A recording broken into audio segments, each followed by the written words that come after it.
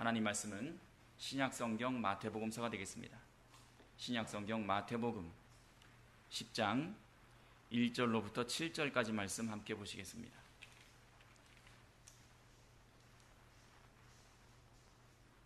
신약성경 제14쪽 마태복음 10장 1절로부터 7절까지 말씀입니다. 신약성경 제14쪽입니다. 다 찾으신 줄 알고 제가 봉독하겠습니다. 10장 1절. 예수께서 그 12 제자를 부르사 더러운 귀신을 쫓아내며 모든 병과 모든 악한 것을 고치는 권능을 주시니라. 12 사도의 이름은 이러하니 베드로라 하는 시몬을 비롯하여 그의 형제 안드레와 세베대의 아들 야고보와 그의 형제 요한, 빌립과 바돌로메, 도마와 세리 마테, 알페오의 아들 야고보와 다데오, 가나안인 시몬과 및 가룟 유다, 곧 예수를 판자라. 예수께서 이 12를 내어 보내시며 명하여 가라사대 이방인의 길로도 가지 말고 사마리아인의 고을에도 들어가지 말고 차라리 이스라엘 집에 잃어버린 양에게로 가라. 가면서 전파하여 말하되 천국이 가까웠다 하고. 본문 말씀 마태복음 10장 1절로부터 7절까지 말씀 중심으로 해서 권능을 주시는 예수님이란 제목으로 말씀 증거하도록 하겠습니다. 권능을 주시는 예수님, 오늘날 말하면 은사를 주시는 예수님이라는 것인데, 먼저 1절 말씀에 예수께서 그 12 제자를 부르사 더러운 귀신을 쫓아내며 모든 병과 모든 악한 것을 고치는 권능을 주시니라 라고 기록되어 있습니다. 이 1절부터 사도들의 이름이 계속 나와 있는 4절까지 이 말씀 중심으로 해서 첫 번째 교훈은 순종하는 자에게 은사를 주십니다 라는 것입니다. 순종하는 자에게 은사를 주시는 하나님이라는 것인데, 예수님께서는 이 12 제자를 친히 부르셨습니다. 마가복음에 의하면 예수님께서는 이 당신께서 원하시는 자들을 부르셨습니다. 12명을 부르셨는데 그것은 신약 12지파를 상징하는 것입니다. 중요한 것은 제자들이 예수님을 택한 것이 아니라 이 사람 저 사람 만나보고 이 사람이구나 싶어서 택한 것이 아니라 예수님께서 제자들을 택하셨다는 것입니다. 과정이 어떻든 간에 결과적으로는 예수님께서 그들을 계획하시고 그들을 택하셔서 또 그들을 제자로 세우셔서 파송하셨다는 것입니다. 우리가 각자 교회에서 여러 가지 직분을 받고 있습니다. 또 이 자리에 나와서 예배를 드리는 것도 모두가 다 예수님께서 우리를 미리 아시고 택하시고 또 세우셨다는 것입니다. 모든 것이 우연도 아니고 나의 선택도 아니고 하나님께서 능동적으로 적극적으로 섭리하셨다는 것입니다. 교회 직분자도 마찬가지인 것입니다. 하나님께서 우리를 성도로 세우시고 집사로 세우셨다는 것입니다. 이 당시 예수님께서는 12 제자들에게 더러운 귀신을 쫓아내며 모든 병과 또 모든 약한 것을 고치는 권능을 주셨습니다. 하지만 그것들은 모두가 다 복음 전도를 위해서 주셨다는 것입니다. 누구한테 자랑하게 하기 위한 것도 아니고 교회를 섬기고 또 복음 전도를 하기 위해서 주셨다는 것입니다. 이 권능과 은사의 차이는, 이 권능은 그 당시 12 제자들에게만 주어졌던 단회적인 사건입니다. 하지만 오늘날 우리들에게는 이 권능이 아닌 은사가 주어졌습니다. 본 말씀에는 분명히 예수님께서 제자들에게 권능을 주셨다 기록되어 있습니다. 사람은 사람에게 권능을 줄 수가 없습니다. 사람은 사람에게 좋은 영향을 주고 또 감동을 줄 수는 있지만 권능을 줄 수 있는 분은 예수님이십니다. 왜냐하면 예수님이야말로 하나님이시기 때문에 제자들에게 권능을 주실 수가 있다는 것입니다. 마찬가지로 오늘날도 하나님께서 우리에게 은사를 주십니다. 그 은사도 마찬가지로 나를 위해서 쓰라고 주시는 것이 아니라 믿음 생활 잘 하라고 또 복음을 증거 잘 하라고 교회를 잘 섬기라고 오늘날 우리에게 또 은사를 주십니다. 하지만 우리가 내가 지금 어떤 은사가 있는지 모를 때가 있습니다. 하지만 우리가 어떤 은사가 있는지 깨닫기도 전에 하나님께서는 우리를 세우실 때가 있고 또 보내실 때가 있습니다. 하나님께서 우리를 세우시고 보내실 때 나는 능력이 없습니다. 나는 말을 잘 못합니다. 그래서 일을 잘 못합니다. 하나님의 일을 잘 못하겠습니다. 이렇게 불순종의 태도를 보여서는 안 된다는 것입니다. 하나님께서 예레미야를 세우시고 보내실 때 예레미야도 하나님께 이렇게 얘기했습니다. 나는 아이라 말할 줄을 알지 못하나이다. 이렇게 하나님께 얘기했지만 하나님께서는 예레미야에게 말하기를 너는 아이라 하지 말고 내가 너를 누구에게 보내든지 너는 가며 내가 내게 무엇을 명하든지 너는 말할지니라 라고 말씀하셨습니다. 자신에게 은사 없다 생각되고 또 내가 무엇을 잘하는지도 모를 때 그때도 하나님께서 가라 하시면 가라는 것입니다. 순종이 우선이라는 것입니다. 하나님께서 다 책임지시고 친히 하실 테니까 너는 순종하라 라는 것입니다. 모세도 하나님의 명령을 받고 나는 본래 말에 능치 못한 자라 나는 입이 뻣뻣하고 혀가 둔한 자니이다 라고 말했을 때 하나님께서는 모세에게도 말씀하셨습니다. 누가 사람의 입을 지었느냐?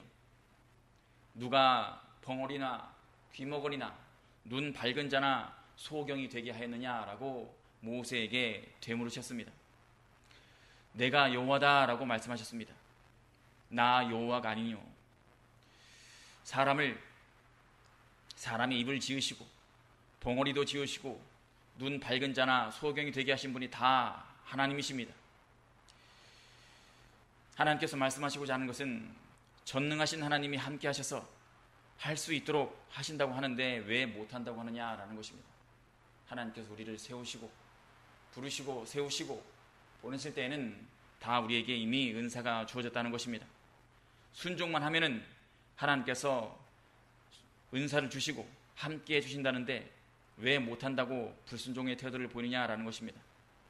하나님께서 우리를 부르시고 또 세우시고 보내실 때는 다 이유가 있고 이미 은사가 주어져 있고 또 은사를 주신다는 것입니다. 우리가 하나님 앞에서 자신이 없을 때 말할 줄 몰라도 순종하여 나가면 하나님께서 입도 열어주시고 힘도 주신다는 것입니다. 하나님의 일은 결국은 내가 하는 것이 아니라 나를 통해서 하나님이 하시는 것입니다. 그러니 우리는 두려워할 필요가 없다는 것입니다. 능력보다 하나님 앞에서 순종의 태도와 자세가 중요하다는 것입니다. 사람들이 지금 나를 어떻게 보는지 또 그것이 중요하다는 것이 아닙니다. 2절부터 4절 보시면 12사도의 이름이 쭉 나오는데 그 중에 베드로의 이름이 나오고 나중에 예수를 판 가룟 유다 이름이 나옵니다. 가룟 유다는 처음에는 12제자 중에 한 사람, 참으로 명예로운 이름을 얻었지만 나중에는 참으로 예수를 판 자라는 부끄러운 이름을 받고 말았습니다. 그 인생이 참으로 불쌍한 인생이 되고 실패한 인생이 되고 말았습니다. 12제자, 사도의 이름으로 시작해서 배신자의 이름을 얻고 인생이 실패로 끝나고 말았습니다. 우리는 마지막이 중요하다는 것을 알아야 합니다. 결말이 중요합니다. 지금 내가 어떻게 살고 있는지, 사람들이 또 나를 어떻게 보고 있는지가 중요한 것이 아닙니다.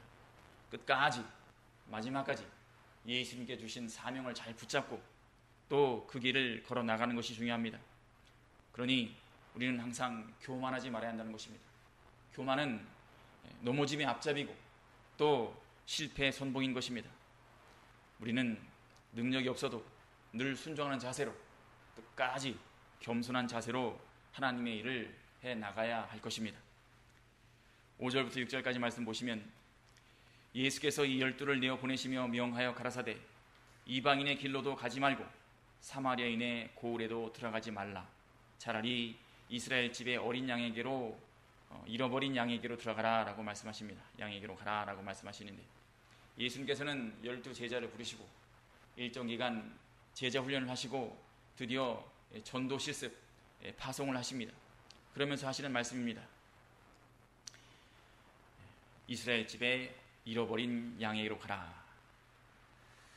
이 5절부터 7절까지 말씀 중심으로 해서 전도에도 순서가 있다라는 것이 두 번째 교훈입니다. 전도에도 순서가 있다. 하나님께서는 오늘날도 이 제자들을 부르십니다. 우리들을 부르시고 또 능력을 주시고 사명을 주시고 또 보내십니다. 12 제자들에게 말씀하시기를 이스라엘 집에 잃어버린 양들에게 복음을 전파하라 이렇게 말씀하셨습니다. 이것은 예수님께서 이방 세계를 차별하시는 말씀이 아닙니다. 다만 전도에도 순서가 있다라고 말씀하시는 것입니다. 물론 때를 얻든지 못하든지 간에 못 얻든지 간에 무시로 우리가 전도를 해야 되겠지만 그러나 가능한 주변 사람부터 하라라는 것입니다. 또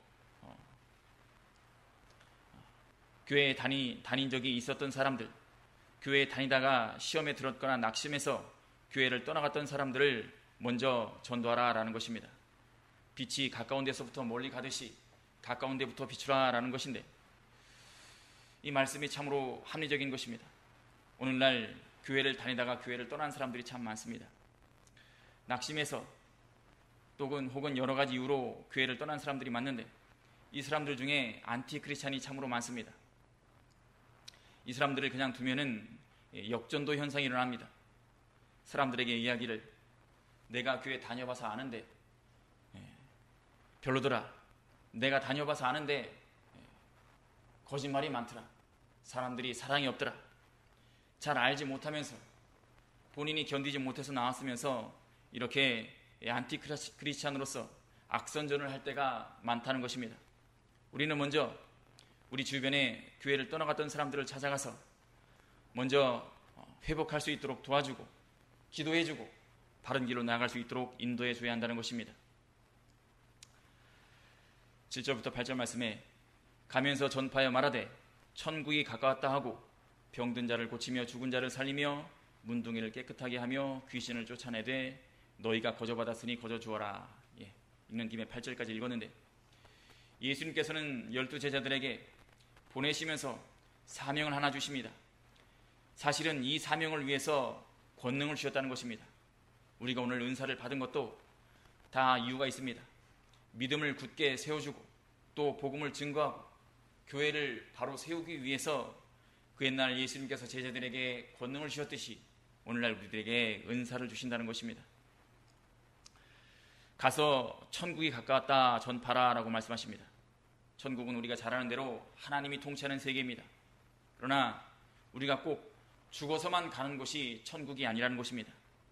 우리가 예수님을 믿음으로 예수님을 왕으로 모심으로 먼저 내 안에 천국이 이루어져야 하고 또 교회가 천국이 되어야 한다는 것입니다.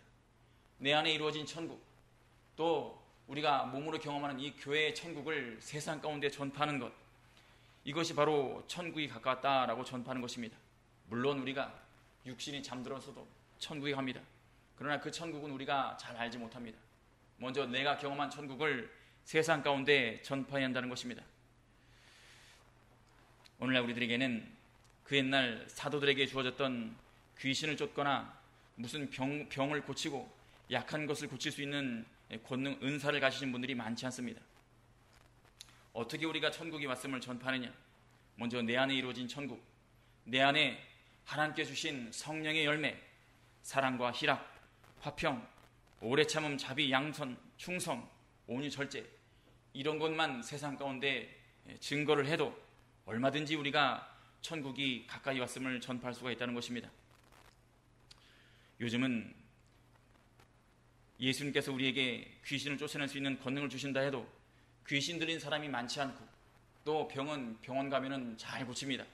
그러니 우리는 성령의 열매, 사랑과 자비 그것만으로도 얼마든지 세상에 천국을 전파할 수 있음을 알고 우리는 참으로 더 많은 것을 바라기 전에 이미 하나님께서 나에게 주신 성령의 열매, 은사 이런 것을 가지고 천국을 전파하는 여러분과 제가 되어야 할 것입니다. 기도하시겠습니다.